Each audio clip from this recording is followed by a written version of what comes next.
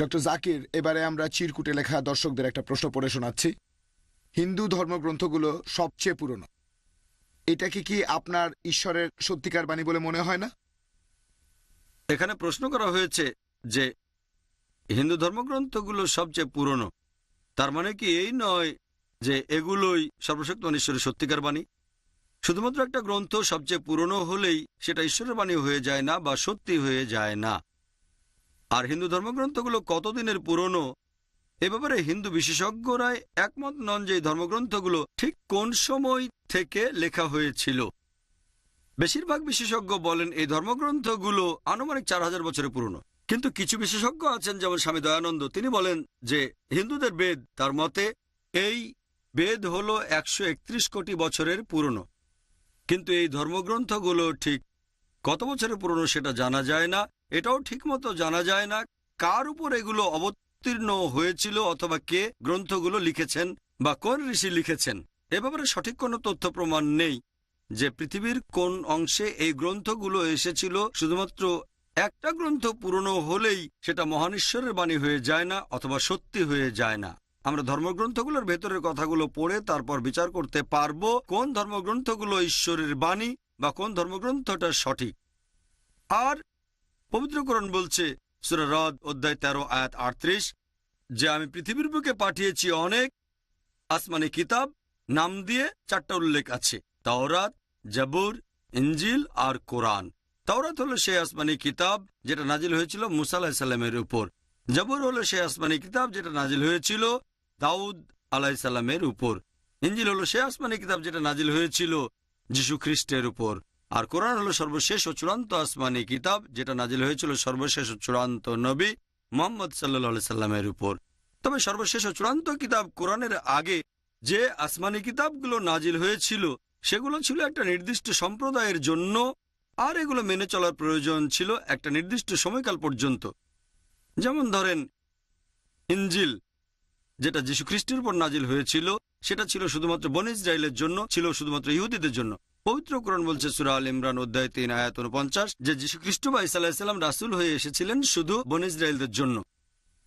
কিন্তু যেহেতু নবী মুহাম্মদ সাল্লাল্লাহু আলাইহি সাল্লাম ছিলেন শেষ নবী, তিনি শুধুমাত্র আরব বা মুসলিমদের জন্য আসেননি। আর সর্বশেষ ও চূড়ান্ত কিতাব পবিত্র কোরআন শুধু মুসলিম বা আরবদের জন্য নাজিল হয়নি। সর্বশেষ ও চূড়ান্ত নবী মুহাম্মদ সাল্লাল্লাহু আলাইহি সাল্লাম আর সর্বশেষ ও চূড়ান্ত কিতাব পবিত্র কোরআন পুরো মানবজাতির জন্য, পৃথিবীর সব মানুষের জন্য। আর বর্তমানে পৃথিবীর সব মানুষ তারা যে দেশেই থাকুক তাদের মেনে চলা উচিত কোরআন আর সর্বশেষ ও চূড়ান্ত নবী মুহাম্মদ সাল্লাল্লাহু আলাইহি সাল্লামকে মেনে চলা। আশা করি উত্তরটা পেয়েছেন। ধন্যবাদ ডক্টর জাকির। হ্যালো, আপনি বলেন। যীশু খ্রিস্টের ক্রুসিফিকশনকে ইসলামিক দৃষ্টিভঙ্গিতে কিভাবে দেখা হয়? যীশু খ্রিস্টের ক্রুসিফিকশনকে ইসলামিক দৃষ্টিভঙ্গিতে যীশু খ্রিস্টের ক্রুসিফিকশন? হ্যাঁ। আচ্ছা, বুঝতে পেরেছি, আমি প্রশ্নটা বুঝেছি। ডক্টর জাকির এই প্রশ্নের উত্তর দিচ্ছেন।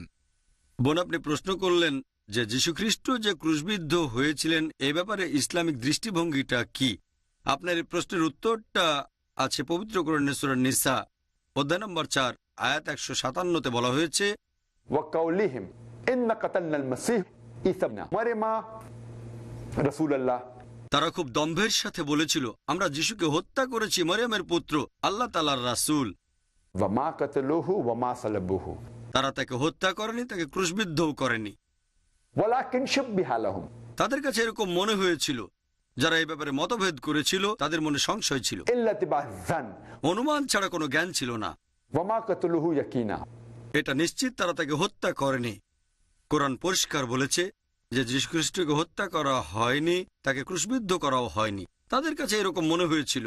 আর এরপরের আয়াত বলছে সূরা নিসা অধ্যায় 4 আয়াত 158 যে আল্লাহ তাকে জীবিত তুলে নিয়েছেন। যীশু খ্রিস্টকে আল্লাহ তাআলা জীবিত অবস্থায় তুলে নিয়েছেন। আর একইভাবে বাইবেল সঠিকভাবে প্রমাণ সহ পড়লে বুঝতে পারবেন যে এমনকি বাইবেল অনুযায়ী যীশু খ্রিস্ট বা ঈসা আলাইহিস সালাম ক্রুশবিদ্ধ হয়ে মারা যাননি। এরকম অনেক প্রমাণ আছে যে কেউ যদি ভালো করে বাইবেল পড়ে তাহলে বুঝতে পারবে যে যীশু খ্রিস্ট বা ঈসা আলাইহিস সালাম এমনকি বাইবেলের কথা অনুযায়ী ক্রুশবিদ্ধ হয়ে মারা যাননি। এরকম ছোট্ট একটা প্রমাণ দেখাচ্ছি যে যীশু খ্রিস্ট বা ঈসা আলাইহিস সালাম আসলে ক্রুশবিদ্ধ হয়ে মারা যাননি। বাইবেল থেকে যে একবার যীশু খ্রিস্টকে জিজ্ঞেস করা হয়েছিল আমাদের অলৌকিক কিছু করে দেখান নিদর্শন। তিনি বললেন, এটা আছে গসপেল অফ ম্যাথিউ অধ্যায় নম্বর 12 অনুচ্ছেদ 3940। তিনি বলেছেন, তোমরা শয়তান আর ব্যভিচারী জাতি, তোমরা নিদর্শন দেখতে চাও, তোমাদের কোনো নিদর্শন দেখানো হবে না শুধু ইউনুসের নিদর্শন বাদে। ইউনুস যেরকম 3 দিন আর 3 রাত তিমি মাছের পেটে ছিলেন, ঈশ্বরের পুত্রও তেমনি 3 দিন আর 3 রাত পৃথিবীর বুকের ভেতরে থাকবেন। বেশিরভাগ মানুষ ইউনুসের নিদর্শনটা জানেন যে ইউনুস মহান ঈশ্বরের আদেশ অমান্য করলেন, তারপর জোপায় চলে গেলেন নিনেভে যাওয়ার বদলে। সমুদ্রে ঝড় উঠল, ঝড় থামানোর জন্য ইউনুস বললেন তিনি প্রভুকে অমান্য করেছেন বলে এমন হচ্ছে, তাকে সমুদ্রে ফেলে দেওয়া হলো। একটা মাছ তাকে খেয়ে ফেলল, 3 রাত সে মাছের পেটে থাকলেন, পরে মাছটা তাকে বমি করে বের করে দিল। কিন্তু ইউনুসকে যখন সমুদ্রে ফেলা হয়েছিল তিনি জীবিত ছিলেন, যখন মাছটা তাকে খেয়ে ফেলল তিনি জীবিত, যখন ঈশ্বরের কাছে প্রার্থনা করেছিলেন সেই মাছের পেটের মধ্যেই তখনও জীবিত, পুরো সময়টা জীবিত ছিলেন, জীবিত ছিলেন, জীবিত ছিলেন। যীশু খ্রিস্ট যদি এই ভবিষ্যৎবাণীটা পূরণ করতে চান, তিনি তো ভবিষ্যৎবাণী করেছিলেন, এখন এই ভবিষ্যৎবাণী পূরণ করতে গেলে তাকে সমাধির ভেতরে কি অবস্থায় থাকতে হবে? যখন খ্রিস্টানদের জিজ্ঞেস করি যীশু খ্রিস্ট সমাধির ভেতরে কি অবস্থায় ছিলেন, তারা বলে তিনি তখন মৃত। যীশু খ্রিস্ট যদি মারা গিয়ে থাকেন তাহলে ভবিষ্যৎবাণীটা পূরণ করবেন কিভাবে? এই ভবিষ্যৎবাণীটা পূরণ করতে গেলে যীশু খ্রিস্টকে পৃথিবীর বুকের ভেতরে জীবিত অবস্থায় থাকতে হবে, আর সেটাই সঠিক। এমনকি বাইবেল অনুযায়ী যীশু খ্রিস্ট ঈসা আলাইহিস সালামকে ক্রুশে ঝুলানো হয়েছিল, কিন্তু তিনি ক্রুশে মারা যাননি, ক্রুশবিদ্ধ হয়ে মারা যাননি। এটা ক্রুসিফিকশন না, CRUCIFIXION, এটা ক্রুসিফিকশন না, এটা ক্রুসিফিকশন। CRUCIFICTION। তাদের কাছে এরকম মনে হয়েছিল, কিন্তু তিনি ক্রুশবিদ্ধ হয়ে মারা যাননি, কারণ ক্রুসিফাই মানে ক্রুশে মৃত্যুবরণ করা। যীশুখ্রিস্ট বাইবেল পড়লেও আপনারা এটা দেখতে পাবেন, তিনি ক্রুশে মারা যাননি, জীবিত অবস্থায় তাকে নামানো হয়েছিল, তারপর সমাধিকক্ষে ছিলেন, পৃথিবীর বুকের ভেতরে ছিলেন। পরবর্তীতে রবিবার সকালে যীশুখ্রিস্ট সমাধিতে নেই। এজন্য আমার ভিডিও ক্যাসেট দেখতে পারেন, সেখানে বিতর্ক করেছিলাম প্যাস্টর হেনরি রুকনুদ্দিনের সাথে। টপিক ছিল ওয়াজ ক্রাইস্ট রিয়েলি ক্রুসিফাইড। সেখানে কোনো সন্দেহ ছাড়া বাইবেল থেকে প্রমাণ করেছি যে যীশুখ্রিস্ট ক্রুশবিদ্ধ হয়ে মারা যাননি। আশা করি উত্তরটা পেয়েছেন। আপনাকে অনেক ধন্যবাদ ডক্টর জাকির। হ্যালো, আপনি বলেন। Good evening. Good evening sir. খ্রিস্টানদের মধ্যে বেশ কিছু উপদল আছে, এটা তারাও স্বীকার করে। ইসলাম ধর্মের মধ্যে এরকম কয়টা উপদল আছে? ডক্টর জাকির এই প্রশ্নের উত্তর দিচ্ছেন। ধন্যবাদ। ধন্যবাদ। ভাই, আপনি প্রশ্ন করলেন যে খ্রিস্টান ধর্মে বেশ কিছু উপদল আছে। আমি আপনার সঙ্গে একমত। বেশ কয়েকটা উপদল আছে, Protestant, Catholic, Seventh Adventist, Jehovah's Witness, Mormon, আরো অনেক আছে। ভাই প্রশ্ন করলেন যে ইসলাম ধর্ম এরকম কতগুলো উপদলে বিভক্ত। এর উত্তরটা আছে সূরা আল ইমরান অধ্যায় নম্বর 3 আয়াত 103। বলা হয়েছে, ওয়াতসিমু বিহাবলিল্লাহি জামিউ ওয়ালা তাফাররাকু। তোমরা সবাই আল্লাহর রজ্জু শক্ত করে ধরো এবং পরস্পর বিচ্ছিন্ন হও না। পবিত্র কোরআন বলছে মুসলিমদের উচিত আল্লাহর রজ্জু শক্ত করে ধরা এবং তারা পরস্পর বিচ্ছিন্ন হবে না। এখন আল্লাহ তাআলার রজ্জু কোনটা? আল্লাহ তাআলার রজ্জু হলো এই পবিত্র কোরআন। এই পবিত্র কোরআন, এটা হলো আল্লাহ সুবহানাহু ওয়া তাআলার রজ্জু। আমরা মুসলিমরা আল্লাহ সুবহানাহু ওয়া তাআলার এই রজ্জুকে শক্ত করে ধরব, অর্থাৎ পবিত্র কোরআন এবং সহিহ হাদিস, আমাদের প্রিয় নবীর সুন্নাত। আর আমরা পরস্পর বিচ্ছিন্ন হব না। কোরআন পরিষ্কার বলেছে সূরা আনাম অধ্যায় নম্বর 6 অনুচ্ছেদ 159, যারা দিন সম্পর্কে বিভিন্ন মত আর দলের সৃষ্টি করেছে, আল্লাহ নবীকে বলেছেন তাদের কোনো দায়িত্ব তোমার নয়। আল্লাহ তাদের কৃতকর্ম সম্পর্কে অবহিত করবেন রোজ কিয়ামতের দিন। তার মানে পবিত্র কোরআন অনুযায়ী সূরা আনাম অধ্যায় 6 আয়াত 159, মুসলিমদের জন্য বিভিন্ন উপদলে বিভক্ত হওয়া নিষিদ্ধ। তবে আমি জানি যখন কোনো মুসলিমকে জিজ্ঞেস করা হয় কে আপনি, বর্তমানে পৃথিবীর মুসলিমরা বিভিন্ন উপদলে বিভক্ত, বিভিন্ন মতামত, যদিও কোরআন বলছেন না। মুসলিমদের এখন অনেক মাযহাব। যদি মুসলিমকে জিজ্ঞেস করেন যে কে আপনি, কিছু মুসলিম বলবে আমি হানাফি, কিছু বলবে আমি শাফি, কেউ বলবে আমি হামলি, কেউ বলবে আমি মালিকি। আমাদের নবী কি ছিলেন? হানাফি ছিলেন নাকি শাফি? সঠিকভাবে বুঝতে পারবো তিনি কি ছিলেন। তিনি ছিলেন মুসলিম। পবিত্র কোরআন বলছে সূরা আল ইমরান অধ্যায় নম্বর 3 অনুচ্ছেদ নম্বর 52 যে ঈসা আলাইহিস সালাম, তার মানে যীশু খ্রিস্ট, তিনি ছিলেন মুসলিম। পবিত্র কোরআন বলছে সূরা আল ইমরান অধ্যায় 3 আয়াত 67 যে ইব্রাহিম আলাইহিস সালাম ছিলেন মুসলিম। মুহাম্মদ সাল্লাল্লাহু আলাইহি সাল্লাম তিনি হানাফি বা শাফি বা হামলি বা মালিকি ছিলেন না, তিনি ছিলেন মুসলিম। উত্তরটা আছে পবিত্র কোরআনে সূরা ফুসিলাত অধ্যায় নম্বর 41 আয়াত নাম্বার 33, বলা হয়েছে ওয়ামান আহসানু ক্বালাম মিম্মান দাআ ইলাল্লাহি ওয়া আমিলা সলিহান ওয়া ক্বালা ইন্নানি মিনাল মুসলিমিন। কথায় সেই ব্যক্তি অপেক্ষা কে উত্তম যে আল্লাহর পথে মানুষকে আহ্বান করে, সৎ কাজ করে এবং বলে আমি আল্লাহর কাছে আত্মসমর্পণ করি, ক্বালা ইন্নানি মিনাল মুসলিমিন, বলে যে আমি একজন মুসলিম। তাই যখন প্রশ্ন করা হবে যে আপনি কি, একজন মুসলিম উত্তরে বলবে যে আমি একজন মুসলিম। আমি এই মহান বিশেষজ্ঞদের শ্রদ্ধা করি, আবু হানিফা, ইমাম শাফি, ইমাম আহমদ ইবনে হাম্বল, ইমাম মালিক, আল্লাহ সবাইকে শান্তিতে রাখুন। আমি এদের সবাইকে শ্রদ্ধা করি। চারজন খুবই বিখ্যাত আলেম, বিখ্যাত ইসলামিক বিশেষজ্ঞ। যদি এই বিশেষজ্ঞগণ কোনো সিদ্ধান্ত দিয়ে থাকেন আর সেই সিদ্ধান্তটা যদি পবিত্র কোরআন এবং সহিহ হাদিসের সাথে মিলে যায়, আমরা সেটা মেনে চলব। আমাদেরকে এটা বুঝতে হবে যে আমরা মুসলিমরা সবসময় আল্লাহ এবং তার রাসূলের নির্দেশ মেনে চলব। একজন বিশেষজ্ঞ যে কথাই বলুন, যদি সেটা কোরআন এবং হাদিসের সাথে মিলে যায়, আমরা সেটা মেনে চলব। যদি কোরআন হাদিস অনুযায়ী না হয়, সেটা মানতে হবে না। অনেক লোক আমাকে এভাবে বলে, আমাদের নবী বলেছেন একসময় 73টা উপদল হবে, আর আমিও একমত। নবী বলেছেন, এটা আছে সুন্নান আল তিরমিজিতে হাদিস নাম্বার 2641, যে আমার উম্মাহ 73টা উপদলে বিভক্ত হবে আর মাত্র একটা দল বেহেশতে যাবে। যখন একজন নবীকে প্রশ্ন করলো কোন দলটা, এখানে আমাদের বুঝতে হবে নবী বলেছেন যে উম্মাহ বিভিন্ন দল বিভক্ত হবে। নবী বলেননি বিভক্ত হওয়া উচিত। আল্লাহ পবিত্র কোরআনে বলেছেন তোমরা পরস্পর বিচ্ছিন্ন হয়েও না। আল্লাহ সুবহানাহু ওয়া তাআলা মুসলিমদের বলেছেন যে তোমরা বিভক্ত হয়েও না। নবী মুহাম্মদ সাল্লাল্লাহু আলাইহি ওয়াসাল্লাম জানতেন মুসলিমরা একদিন বিভক্ত হবে। তাহলে পবিত্র কোরআন অনুযায়ী মুসলিমরা বিভক্ত হবে না, কিন্তু নবী জানতেন যে এত কিছুর পরও মুসলিমরা বিভক্ত হয়ে যাবে। তিনি বলেছেন উম্মাহ একদিন বিভক্ত হয়ে যাবে। তিনি বলেননি বিভক্ত হওয়া আমাদের উচিত। এবারে সেই প্রশ্নটা যে কোন দলটা বেহেশতে যেতে পারবে, নবী বলেছেন যে সব লোক মেনে চলবে কোরআন আর আমার পথ, মানে নবীর সুন্নত, আমাদের নবীর দেখানো পথ। যে সব লোক কোরআন মেনে চলবে, যারা নবীকে মেনে চলবে আর সাহাবীগণের দেখানো পথ, এই লোকগুলোই থাকবে সত্যিকারের পথে। তার মানে যদি কেউ বলে যে আমি মুসলিম, সেই সাথে কোরআন এবং সুন্নাহ মেনে চলে, সে একজন সত্যিকারের মুসলিম। কারণ আমাদের মুসলিমদের উচিত পবিত্র কোরআন মেনে চলা। আর আল্লাহ বলেছেন আতিউল্লাহ ওয়া আতিউর রাসূল, আল্লাহ এবং তার রাসূলকে মেনে চলো। যে কোনো বিশেষজ্ঞ, এই কথাটা মনে রাখবেন, যদি কোনো বিশেষজ্ঞ হতে পারেন সেটা বিশেষজ্ঞ, যদি সেটা কোরআন সুন্নাহর সাথে না মেলে তাহলে বাতিল করে দেব।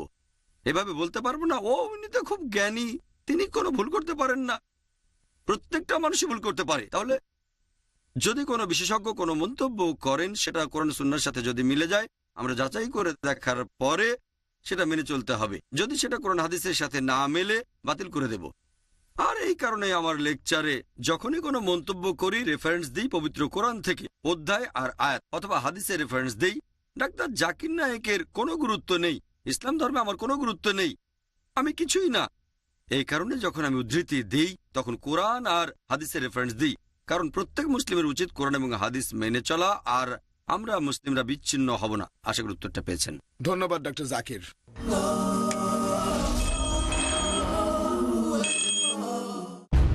কোরআন একটা চূড়ান্ত বার্তা। মহাবিশ্বের মহাবিস্ময় মহাগ্রন্থ আল কোরআন দিয়ে আমাদের হেদায়েতের ব্যবস্থা করেছেন। Quran will remain as the most modern book ever.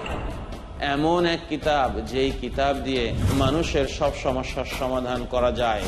সমাজের মধ্যে আল্লাহ সুবহানাহু ওয়া তাআলা কোরআনকে রাখবেনই। কোরআন শুধুমাত্র মুমিনদের সম্পদ নয়, কোরআন হচ্ছে বিশ্ব মানবতার মহান সম্পদ। দেখুন শাইখ আব্দুর রহমান মাদানির সাথে আসুন কোরআন দিয়ে জীবন গড়ি। আজ রাত 11টায় বাংলাদেশে ও রাত 10:30টায় ভারতে, পিস টিভি বাংলায়। সমানতা। কোরআন তো বিশ্বের সকল জ্ঞানের উৎস, এখান থেকে জ্ঞানকে বের করে নিতে হবে। ঘোষণা। সৌরজগৎ সূর্যকে কেন্দ্র করে, তার গ্রহগুলো একটি চমৎকার শৃঙ্খলার ভিতর দিয়ে ঘুরছে। পৃথিবী ঘুরছে তার আপন কক্ষপথে। গবেষণা। আল্লাহ সুবহানাহু ওয়া তাআলা কি পরিমাণ শৃঙ্খলার ব্যবস্থা করেছেন। ডক্টর আহমদুল্লাহ ত্রিশালী। সব আলোচনা এখানে চলে আসতে পারে। হে আল্লাহ মালিকাল মুলক, সকল সৃষ্টি জগতের মালিক তুমি। যা মজবুত করে দেবে ঈমান, কোরআন ও আধুনিক বিজ্ঞান। কাল রাত 10:30 বাংলাদেশে ও রাত 10টায় ভারতে। পিস টিভি বাংলায়। যখন চলছিল মানবতা বিরোধী কাজ, সমাজের ভিতরে, যখন বিভ্রান্তদের চলছিল রাজ, তখন কার শাসন মিটিয়ে দিল অন্ধকার, কার আদর্শ জীবনকে করে দিল আলোকিত। কে অনেক জীবনকে আলোকিত করে করল মানবতার উপকার। জানার জন্য দেখুন পিস টিভির অনুষ্ঠান আল কোরআনের আলো। পরবর্তী অনুষ্ঠান পিস টিভি বাংলায়।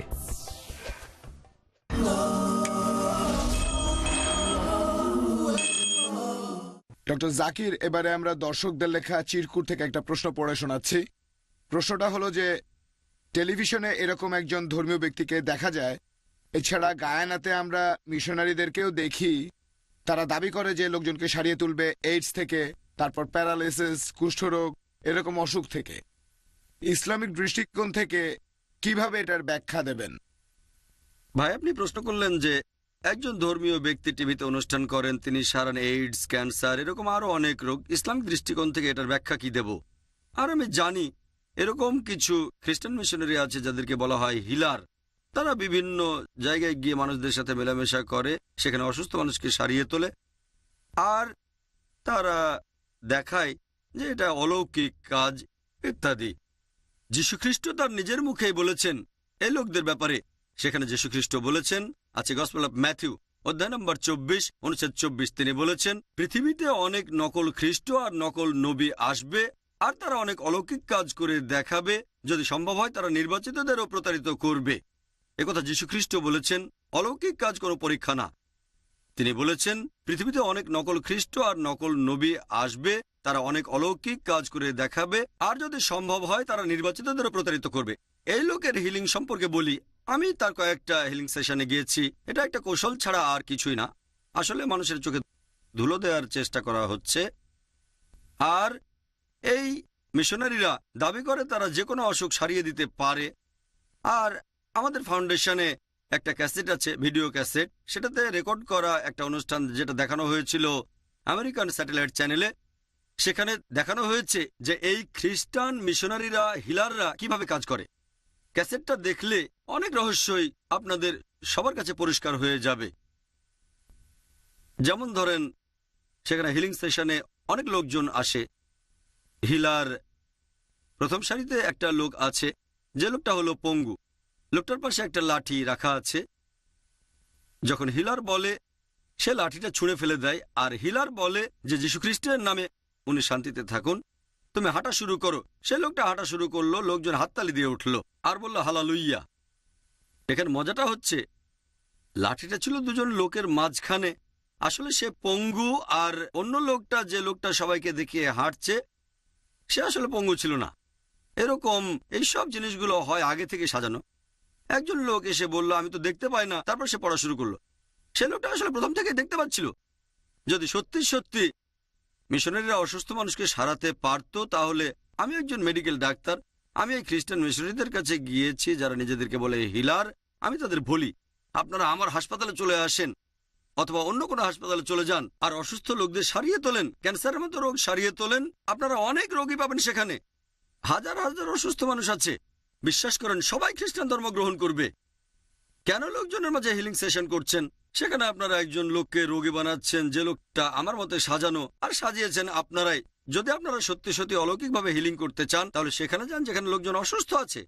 একটা হাসপাতালে যান, মেডিকেল ডাক্তার দিয়ে চেক করে জেনে নেন যে সে আসলে অসুস্থ লোক কি না। যদি প্রমাণ করে দেখাতে চায় যে তারা হিলিং করতে পারে, তাহলে তাদের হাসপাতালে গিয়ে লোকজনকে সারানো উচিত। আমার মতে এটা প্রতারণা ছাড়া আর কিছুই না।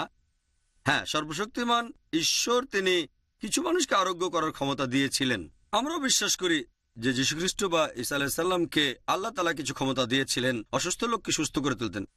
আমি একটা কথা বলি, ইসলাম হলো একমাত্র অখ্রিস্টান ধর্ম যেখানে যীশুখ্রিস্ট বা ঈসা আলাইহিস সালামকে আল্লাহর নবী বলে মানতে হবে। আমার লেকচারে আমি আগে বলেছি, আমরা মানি যে যীশুখ্রিস্ট বা ঈসা আলাইহিস সালাম আল্লাহর নির্দেশে মৃতকে জীবন দিয়েছেন, আল্লাহর নির্দেশে জন্মান্ধ আর কুষ্ঠরোগীদের সুস্থ করেছিলেন। এখানে ব্যাপারটা আলাদা। আল্লাহ যীশুখ্রিস্টকে একটা বিশেষ ক্ষমতা দিয়েছিলেন, আল্লাহ তাআলা নবী রাসূলদের এরকম বিশেষ ক্ষমতা দিয়ে থাকেন যাতে করে আল্লাহ তাদের মাধ্যমে বিভিন্ন অলৌকিক কাজ করতে পারেন। তবে এখন যেরকম দেখা যায় খ্রিস্টান মিশনারিরা হিলার, এটা আসলে প্রতারণা ছাড়া কিছুই নয়। যদি আপনারা ভিডিওটা দেখেন তাহলে পরিষ্কার বুঝতে পারবেন তাদের কৌশলগুলো আসলে কিরকম। আশা করি উত্তরটা পেয়েছেন। ধন্যবাদ ডক্টর, আমরা ফোন কলে ফিরে যাচ্ছি। হ্যালো, আপনি বলেন। Hello, good evening sir. Good evening. শুভ সন্ধ্যা। আমার নাম মাইকেল। আমি কম্বোল্যান্ডে একটা চার্চের ধর্মযাজক। আচ্ছা, আমি আপনার কাছে দুটো প্রশ্ন করব। প্রথম প্রশ্নটা হলো, পবিত্র কোরআনে একটা সূরা আছে, সূরা নম্বর 23 আয়াত 14। এখানে মানব ভ্রূণের বিভিন্ন স্টেজের কথা বলা হয়েছে।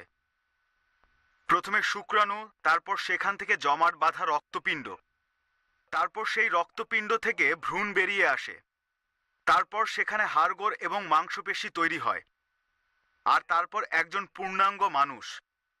এখন আপনার কাছে আমি এই স্টেজগুলোর একটা বৈজ্ঞানিক ব্যাখ্যা চাচ্ছি। আমার দ্বিতীয় প্রশ্নটা হলো, আপনি বললেন যে যীশু খ্রিস্ট ক্রুশবিদ্ধ হয়ে মারা যাননি। আমি আপনার কাছে যেটা জানতে চাই তা হলো, যীশু খ্রিস্টের বদলে কাকে ক্রুশে ঝোলানো হয়েছিল, যেটা দেখে সে সময় অন্যদের কাছেও মনে হয়েছে যে যীশুকে ক্রুশবিদ্ধ করা হয়েছে। সরি, দ্বিতীয় প্রশ্নটাকে আরেকবার বলবেন ভাই? দ্বিতীয় প্রশ্নটা আবার বলেন। দ্বিতীয় প্রশ্নটা হলো, আপনি বললেন যে কোরআনে আছে তাদের এরকম মনে হয়েছিল। ইহুদিরা ভেবেছিল তারা যীশুকে ক্রুশবিদ্ধ করে মেরে ফেলেছে। আপনার কাছে আমি জানতে চাই, তাহলে সেখানে যীশু খ্রিস্টের বদলে কে ছিল? ধন্যবাদ। ধন্যবাদ। ডক্টর জাকির আপনার প্রশ্নের উত্তর দিচ্ছেন। ভাই মাইকেল দুটো প্রশ্ন করলেন। প্রথম প্রশ্নে আপনি পবিত্র কোরআনের একটা আয়াত বললেন, সূরা মুমিনুন অধ্যায় নম্বর 23 আয়াত 12 থেকে 14। প্রথমে এটার বৈজ্ঞানিক ব্যাখ্যা শুনতে চাইলেন, আর আপনি অনুবাদটা ঠিক বলেছেন। পবিত্র কোরআনের সূরা মুমিনুন অধ্যায় 23 আয়াত 12 থেকে 14 বলছে যে আমি মানুষকে সৃষ্টি করেছি নুতফা থেকে, খুব সামান্য পরিমাণ তরল। তারপর সেই নুতফাকে স্থাপন করা হয় কারারে মাকিনে, একটা নিরাপদ আধারে। তারপর সেটাকে পরিণত করি আলাকা, যোগের মতো একটা জিনিস। তারপর আলাকাকে পরিণত করি মুদগায়, চিবানো মাংসপিণ্ডে। তারপরে মুদগাকে পরিণত করি ইজামায়, হাড়ে। এই হাড়কে ঢেকে দিই মাংস দ্বারা। অতএব সর্বোত্তম স্রষ্টা আল্লাহ তাআলা কত মহান। পবিত্র কোরআনের এই তিনটা আয়াত সূরা মুমিনুন অধ্যায় 23 মানব ভ্রূণের বিভিন্ন স্তর সম্পর্কে একেবারে বিস্তারিত বলা হয়েছে। প্রথমে বলা হয়েছে যে আমি মানুষকে সৃষ্টি করেছি নুতফা থেকে, খুব সামান্য পরিমাণ তরল। এখনকার বিজ্ঞান আমাদের বলে যে একবার বীর্যপাত ঘটলে সেখানে তখন কোটি কোটি শুক্রাণু থাকে, তার মধ্য থেকে মাত্র একটা শুক্রাণু গিয়ে ডিম্বাণুর সাথে মিলিত হয়।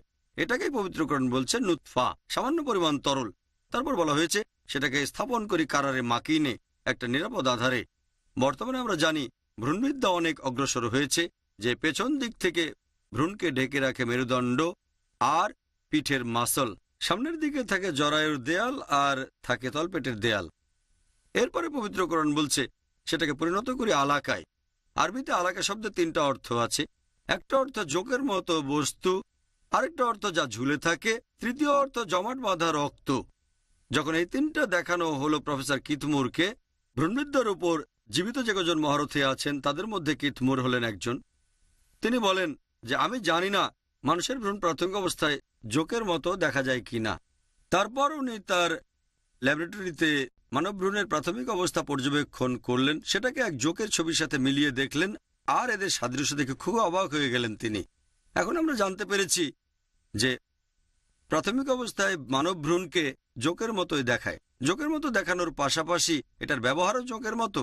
এই ভ্রূণ মায়ের শরীর থেকে রক্ত শুষে নেয়, অনেকটা রক্তচোষাদের মতো, একটা জোকের মতো। দ্বিতীয় অর্থ যেটা ঝুলে থাকে, আর আমরা জানি ভ্রূণ ঝুলে থাকে জরায়ুর দেয়ালে। আলাকা শব্দটার তৃতীয় অর্থ হচ্ছে জমাট বাঁধা রক্তপিণ্ড। আর প্রফেসর কিথমুর বলেছেন আলাকার এই স্টেজে, অর্থাৎ তৃতীয় বা চতুর্থ সপ্তাহে এই ভ্রূণে রক্ত জমাট বাঁধতে শুরু করে। তখন দেখে মনে হয় জমাট বাঁধা রক্তপিণ্ড। আর গর্ভধারণের তৃতীয় সপ্তাহে ভ্রূণের শরীরে তখন রক্তপ্রবাহ চালু হয়নি। আর যদি ভালো করে দেখেন এই অবস্থানে, এই স্টেজে ভ্রূণকে দেখা জমাট বাঁধা রক্তপিণ্ডের মতো। প্রফেসর কিথমুর বলেছেন তিনটা অর্থই এখানে মিলে যাচ্ছে। আধুনিক ভ্রূণবিদ্যা এটা জেনেছে কিছুদিন আগে। এরপর পবিত্রকরণ বলছে এই আলাকাকে পরিণত করি মুদগায়। মুদগা মানে চিবানো মাংসপিণ্ডের মতো। প্রফেসর কিথমুর একটা প্লাস্টিকের টুকরো নিয়ে সেটাকে ভ্রূণের প্রাথমিক অবস্থার মতো বানালেন আর মাঝখানে কামড় দিয়ে দিলেন যাতে সেটা দেখা যায় মুদ্গার মতো চিবানো মাংসপিণ্ড। আর প্লাস্টিকে দাঁতের ছাপ, সেটা হলো ভ্রূণের সোমাইট, এখান থেকে তৈরি হয় স্নায়ু। এরপর আয়াতটা বলছে, অতঃপর মুদ্গাকে পরিণত করলাম ইজামা, তার মানে হাড়গোড়। এরপর সেই হাড়কে ঢেকে দেওয়া হয় মাংস দিয়ে, এটা লাহাম। গড়ে তুলি এক নতুন সৃষ্টি। অতএব সর্বোত্তম স্রষ্টা আল্লাহ কত মহান।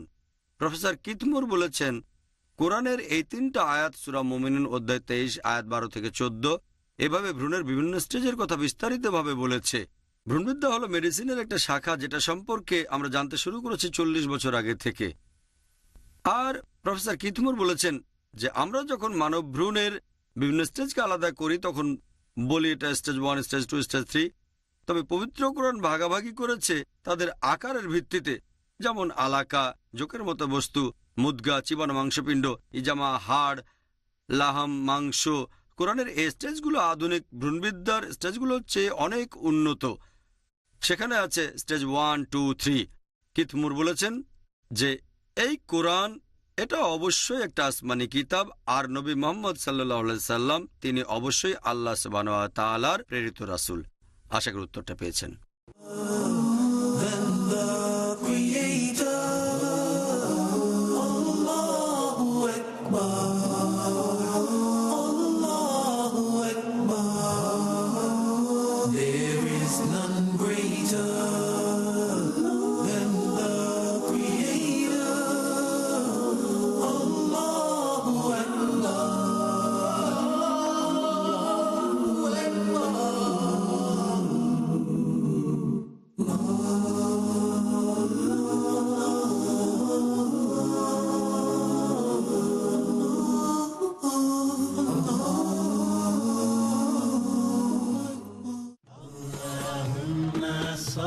নবীজি মুহাম্মদ সাল্লাল্লাহু আলাইহি ওয়াসাল্লামের মণিমুক্তা।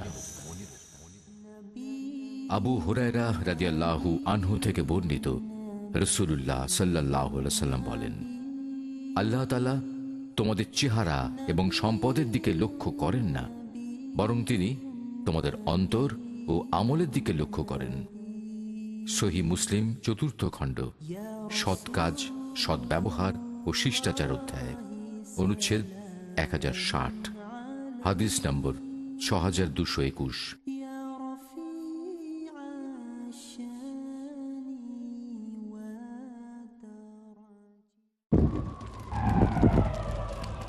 Dialogue. Discussion. Debate. Rebuttal. Conclusion. Eliminate misconceptions about religion. Get enlightened. Witness Dr. Zakir Naik in a battle of words. দেখুন সম্মুখ সমরে প্রতি বৃহস্পতিবার রাত 9টায় বাংলাদেশে ও রাত 8:30 ভারতে। পিস টিভি বাংলায়।